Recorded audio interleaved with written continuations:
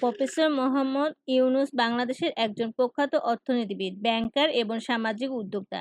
তিনি গ্রামীণ ব্যাংকের প্রতিষ্ঠাতা এবং ক্ষুদ্র ঋণের ধারণার প্রবর্তক, যার মাধ্যমে তিনি উন্নয়নশীল দেশগুলিতে দরিদ্র জনগোষ্ঠীকে স্বনির্ভর হতে সহায়তা করেছেন। ডক্টর ইউনুসের অবদানের জন্য ২০০৬ সালে তাকে শান্তিতে নোবেল পুরস্কার প্রদান করা হয়।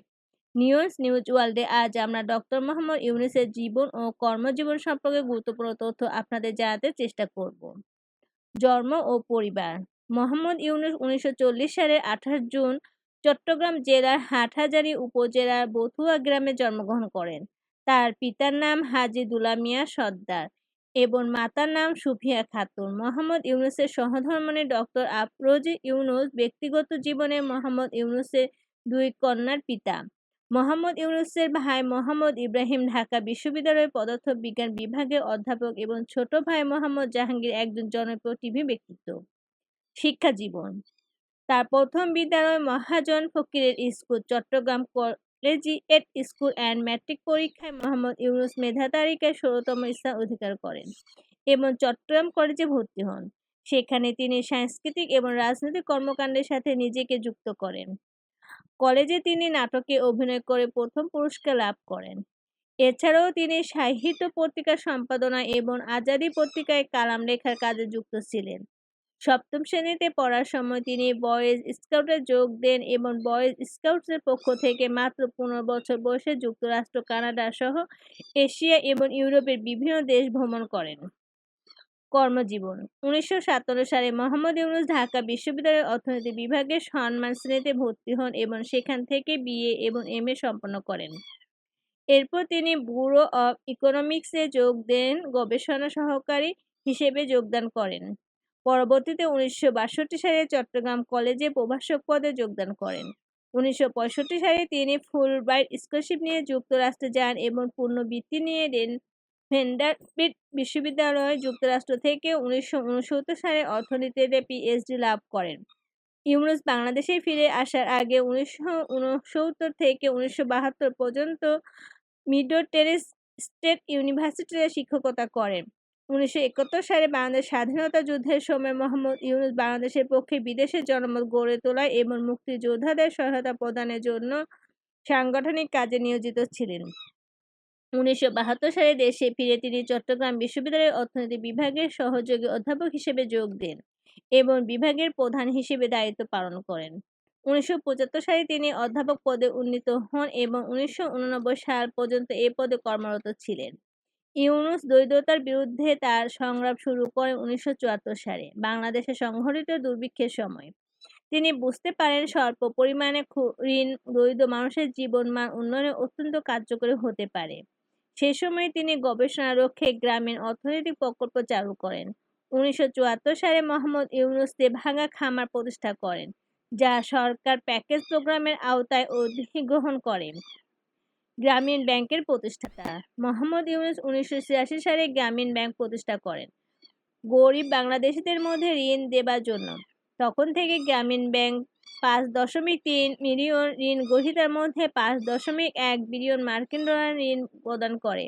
ঋণের টাকা ফেরত নিশ্চিত করার জন্য গ্রামীণ ব্যাংক সংহতি দর পদ্ধতি ব্যবহার করে।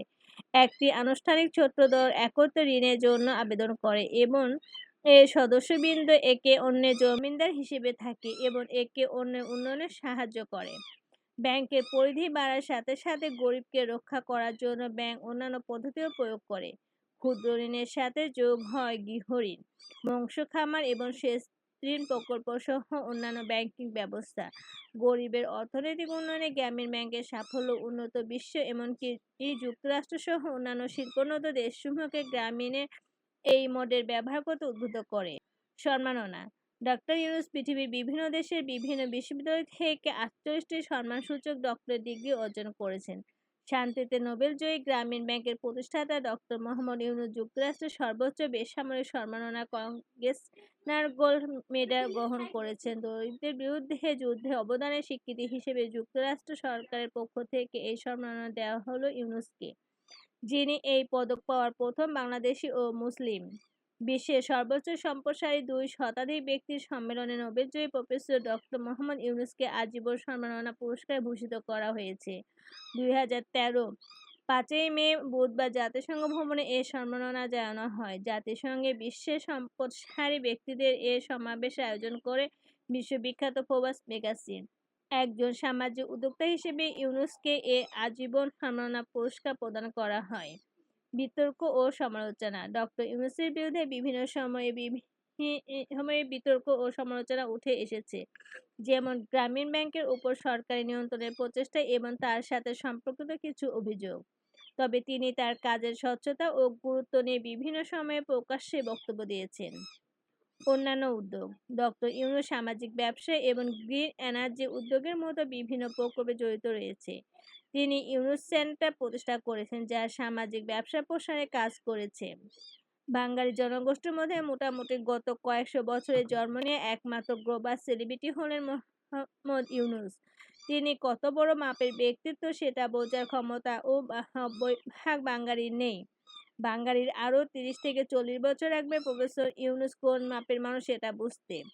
নোবেল লরিয়েট প্রফেসর ইউনূসের একটা পরিচয় সব নয়। পৃথিবীর সবচেয়ে সম্মানজনক ৩টা পুরস্কার হলো ১. নোবেল, ২. আমেরিকার প্রেসিডেন্সিয়াল অ্যাওয়ার্ড, ৩. মার্কিন কংগ্রেসনাল অ্যাওয়ার্ড। ইতিহাসে এই ৩টা পুরস্কারই পেয়েছেন এমন মানুষের সংখ্যা মাত্র ১২ জন। তার মধ্যে প্রফেসর ইউনূস একজন। বর্তমানে জীবিত লিডিং ইন্টেলেকচুয়ালের যে কোনো তালিকাতে প্রফেসর ইউনূস টপ ৫ এর মধ্যে থাকবেন। অনেকে তাকে ১ নম্বরে রাখবে। মুসলিম বিশ্বে নোবেল বিজয়ী ইউনূসের বিকল্প খুঁজে পাওয়াটা খুবই কঠিন, কিন্তু তিনি আমাদের বাংলাদেশে। এদেশে আর এমন ইউনূস জন্মাবে কিনা আজও সন্দেহ। প্রফেসর ইউনূসের সাথে কিছু মূর্খ যে আচরণ করে এটা লজ্জাজনক। বর্তমানে গঠিত গণপ্রজাতন্ত্রী বাংলাদেশ সরকারের অন্তর্বর্তীকালীন সরকারের প্রধান উপদেষ্টা হিসেবে এই মহান ব্যক্তি সবার কাছে গ্রহণযোগ্য হয়ে উঠেছেন। আসুন যোগ্য ব্যক্তিকে সম্মান করতে শিখি। ধন্যবাদ সবাইকে।